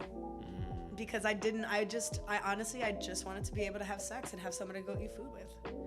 So more companionship, not the true vulnerability. No, not at all. Are you kidding me? Then I would have to deal with myself.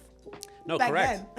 No, correct. No, but okay. And so now we're like, I appreciate that. Now I'm like, I want to go very deep, but I also like, I'm a lot. I know I'm a lot. Like, I've traveled. I have a lot of experience. Like, sure.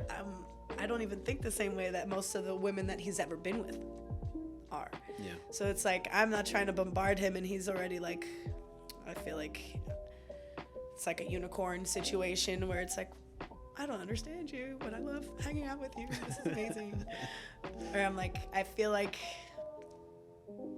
if I give it a little bit more time, then I feel like he'll understand himself a little bit more in the energy that we hold with each other. Right.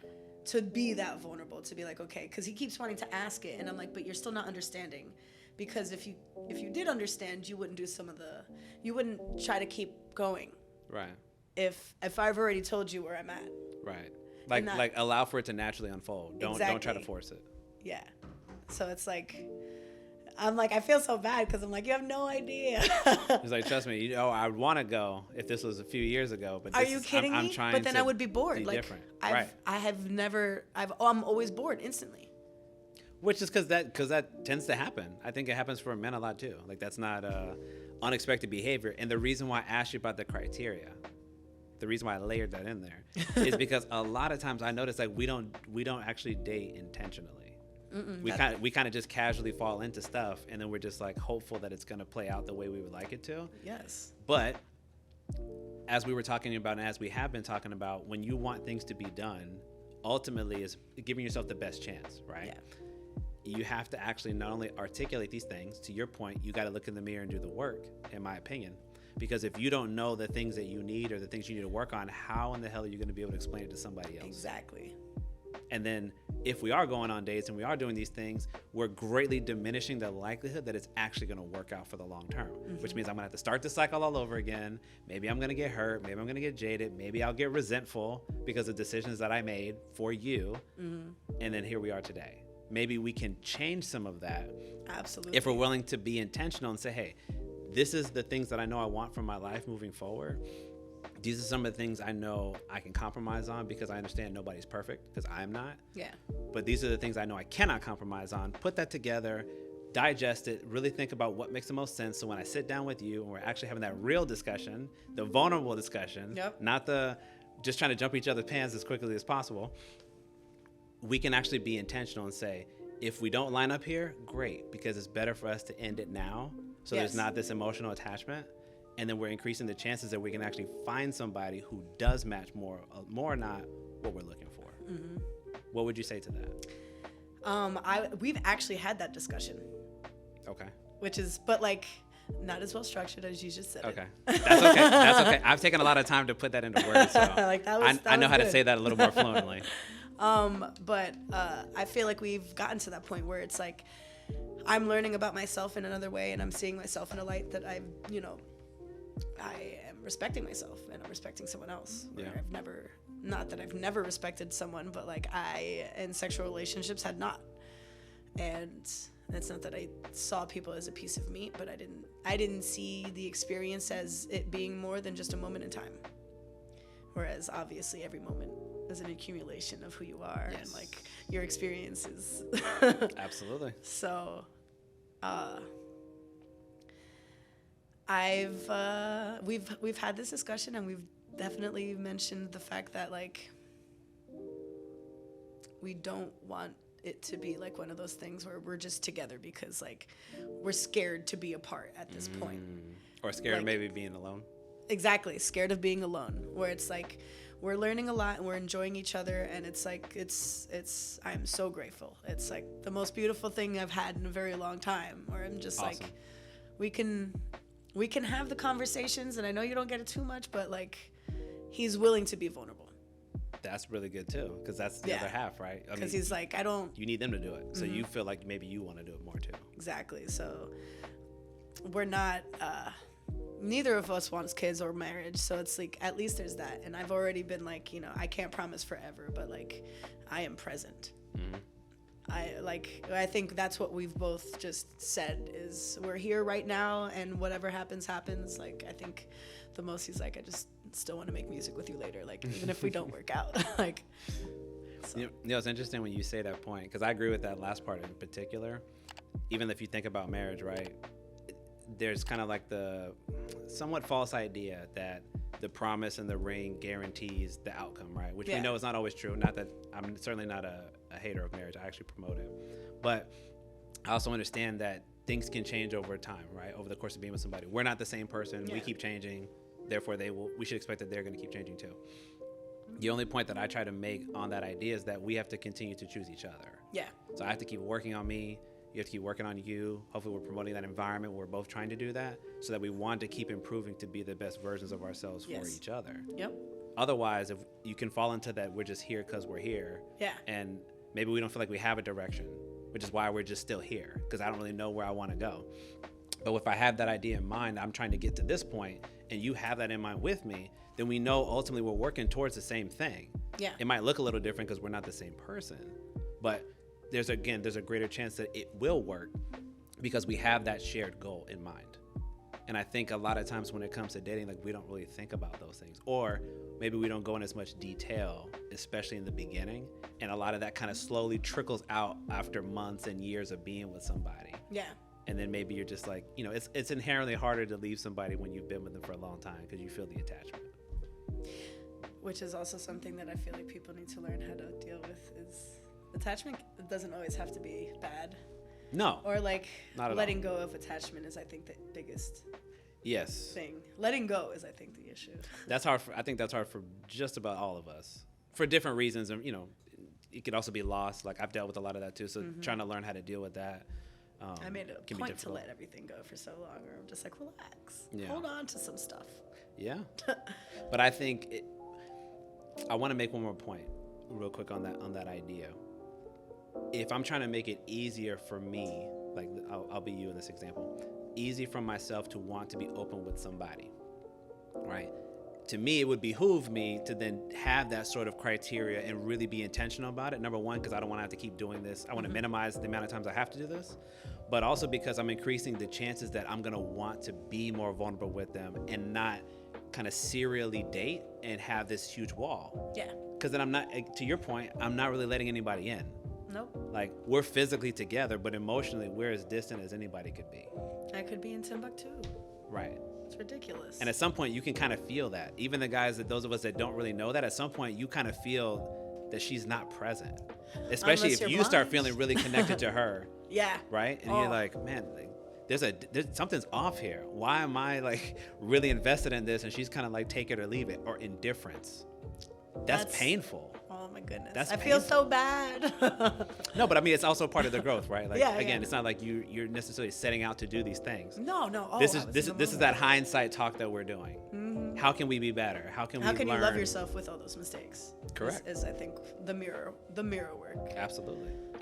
So I just wanted to echo that point, because I think a lot of times, again, we're just kind of making decisions at random, hoping it'll work out, and nothing is perfect, nothing is guaranteed.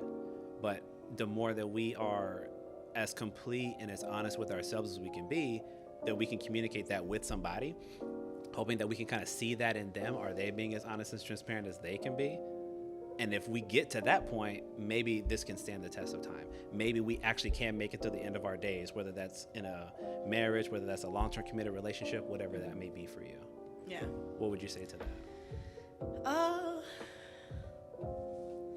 I feel like I am definitely, I've been more vulnerable than I've ever thought I could be. And I'm excited that I'm not scared to continue that journey and continue and not just like in a romantic relationship, but like I've been tired a long time of having like very superficial relationships where just because like I'm not, I'll start saying all this weird spiritual stuff that people are just like, what is this new age stuff? I'm like, how is it new age when it's been around forever? Right. Come on. You're like, this has been here. What are you talking about? Western stuff is new age. But that's really important though, what you're saying. Like, how do you even get past superficial? But just with friends, where it's just like vulnerability has got to be there. You because superficial literally means you don't go beneath the surface. Yeah. So in order to get there, I have to be willing to let you know something.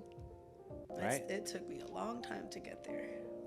But that's beautiful that you've gotten to the point where you recognize that and that you're willing to put in the work to have more of those long-term, hopefully more committed and honest relationships with whoever it is that you value. Yeah. I would have never even said I had a sexual addiction until like 2 years ago. Until you took some time to like sit with it and really process. To even understand. To even understand what I was doing. Like but that's the work. That's what it takes. And again, I think for so many of us, like we don't sit with those things and we don't really try to understand. We just kind of just keep moving through life. And then sometimes we don't even realize that we've been on a merry-go-round for a really long time. Pendulum swing. Right. Like I've actually been making the same mistake with different people over the course of my life. And it didn't have to be that way. I understand sometimes we got to learn hard lessons. Don't get me wrong. I know my last year. But sometimes we're learning the same hard lesson.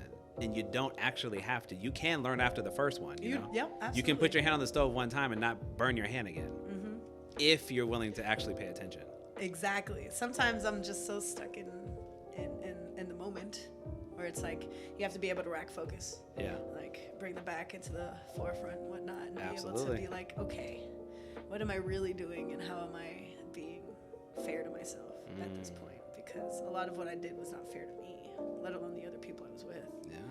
So I feel like now I was just working with a girl the other day, and I would have never told her what I told her, and I actually talked about the video, and she was like, I am so glad you just brought that up because I've been struggling with like my porn addiction. So I don't have a sexual addiction, but I like I don't understand even like how it happens, where I'm just like, I went to school for hypnotherapy after I quit smoking cigarettes because I was in the mountain meditating, and I was like, what did I just do? What did I do? It took me 5 years to quit smoking cigarettes, and all I had to do was go hiking for like 2 weeks straight and like breathe in the woods.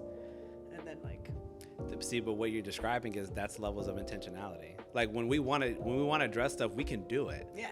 The thing is, a lot of times things don't get resolved because, and I'm not saying always, but in many cases, because deep down we're truly not trying. No, yeah, exactly. We're truly just, again, that's why when I was talking about coping, like sex, drugs, whatever it is that we're talking about, it's coping in the sense of that's how we kind of internalizing it in our mind. But from an external perspective, it's not actually coping because I'm not actually dealing with any of the stuff. It's still just sitting there bubbling underneath the surface. Correct. And that's not particularly helpful. So, but again, I do appreciate you sharing that, because I think somebody out there might resonate with that type of story and realize, hey, I may have gone a period of time where I didn't address any of these things. Listening to Jasmin's story helped me, because now I recognize I need to do that work sooner. Let me not let a decade go by and then try to realize I need to go deal with it, because I just go through more things that I didn't need to. Yeah. That's kind of my story. I'm always trying to impress upon us. It doesn't mean you avoid everything, but some pain, some hardship, some heartbreak, you may not have to go through. Yeah. If you're willing to do the work. Oh, goodness. If you're willing to do the work. The work is so hard. I know, which is why professionals help. Yes. It helps because we know a bit about how to deal with it. Not every scenario. Yeah. Right? You find somebody who you feel like you can really connect with and be vulnerable with, so that we can do the work necessary to help you live a healthier and hopefully more congruent life with really who you are. But I want to close. I want to ask you my last question, and it's in terms of, what do you want for the future? You've obviously talked, and we've talked so much about the past and the present and everything that you've gone through so far. And you can answer this however you want, personally, professionally, both. What do you see for yourself in the near and long term? I see myself definitely stepping more into the forefront of my life and not being afraid to be seen anymore, so to speak.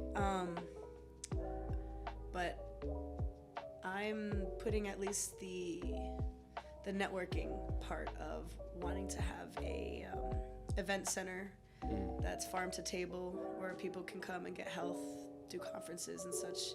Because I work hospitality as well, and I see the quality of food that people are eating is just a lot of why we can't do a lot of the work. Because if you're so full of, let's say, dense food, how can you be light if you're so dense? True. So it's hard to get up there if you don't, if you can't think clearly. Absolutely. So I really love doing events. I love music. I love healing. And I've done a lot of medicine work. I've done, been part of a lot of different areas of healing that I would like to bring together and like save space for other people to be able to do that. Sure. So maybe like a retreat center of sort, but not necessarily a woo-woo retreat center. And then I would love to have a housing development that's farm to table, that has childcare, so we could bring the community back. Instead of an HOA. I would rather have people with fresh food, maybe cow's milk, goat's milk. Maybe there's a lot of people that like to do their own things, especially in Florida. All these food trucks and whatnot be able to allow people to become more of an artisan. Sure. And it's interesting hearing you say that, because those are pretty lofty ambitions, right? Not impossible. Big picture, I would call them, macro level changes that you'd like to make, which I totally support. Oh man. Because it has to start somewhere. And you need to have people with that community and that shared sense of maybe responsibility and purpose and vision to want to actually bring that to fruition. Yeah. So right now, the close future, I would like to get my malpractice insurance back up and be able to hold sessions for hypnotherapy and actually do nature and experience packages for people who want to do the work but also want to see the world in a different way, or want to experience a city and don't really want to do any research and just want someone else to do it for them. So if I could bring healing and traveling together, that's definitely what I would like to do in the next few years. Okay. I don't remember if we talked about that before, but I know I had a buddy of mine some years ago that was packaged under wilderness therapy. See, and that's great. I love that, but I am not a Boy Scout. No, but you don't have to do that. But I know that some people will do that. Like sometimes it's like the troubled teen type deal, but it doesn't have to be. Sometimes it's the folks that maybe grew up in the city and they want to feel disconnected for a retreat, like you said, maybe like a week or 2 week retreat. Or someone who's always lived in the country and wants to experience the city and doesn't know what to even start with. Absolutely. Getting out of your comfort zone, like you talked about in the beginning. Okay. Yep.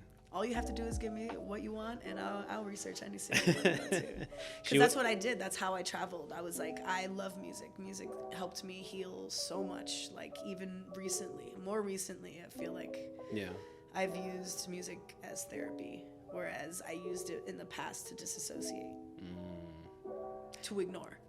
It's funny you say that too. I'll make one more point on that.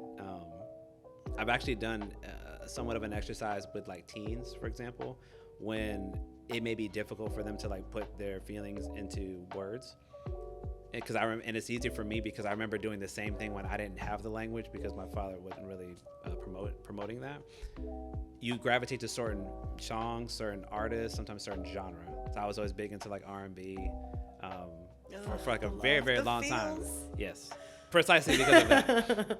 And I remember like I would listen to a lot of songs on repeat, right? Just because it felt like they were speaking the words that at times I felt like I could never say. I never had the confidence to say at that age. So I would do like an exercise with like a young person if they'll sit down to like, hey, it's like, what do you want to talk about today? I don't know. Or you say, hey, like, what are some of the things that maybe you're struggling with and you want to get some help with? And like, I don't know. That might be like an entry point. Okay, tell me, give me like a playlist of like your top 10 songs you got on rotation right now, or the top 10 that you're listening to right now, right? And you start to look at patterns of behavior of like what type of genre, What the content, what artists, what are the lyrics, right? That's a really big one. When you see the lyrics, you're like, do you notice that like a lot of what you're listening to, they're talking about this? Did you notice that? No, not really. Oh, maybe that has, and then you start to peel back the layers and maybe you find out that some of what the artists are talking about is similar to what they've gone through. They just felt like they couldn't ever say it. So I'm a big believer in like how that can be a great resource for a lot of people, especially maybe when you don't know how to start. Yeah.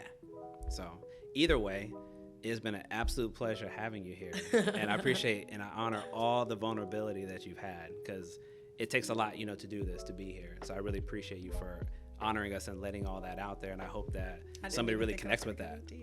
Hey, and it happens, right? I try really hard to make that space be here for that. So again, I appreciate you for sharing it. And I hope if anybody appreciated this content and got to get some insight from it, please consider liking and subscribing because it really helps to make this content and have wonderful guests like you. And again, I'm going to sign off, man. I hope everybody has a great rest of your day. And we're going to sign off. So peace out. Thank you.